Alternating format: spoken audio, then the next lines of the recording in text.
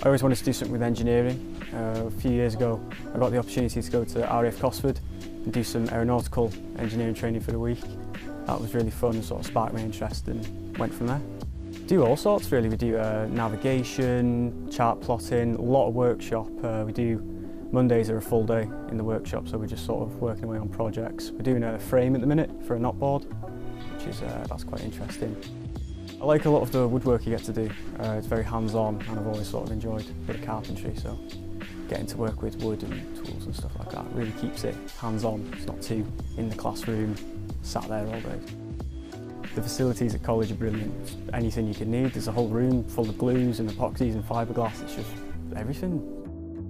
In secondary school, teachers are, they sort of chase you up on homework and things like that, whereas college is a lot more independent, which I enjoy, so it's sort of giving me a chance to mature and manage myself and my own coursework and revision and sort of things like that. Try engineering, it's really interesting and you probably end up liking one element of it, and there's probably loads of different jobs in that one bit.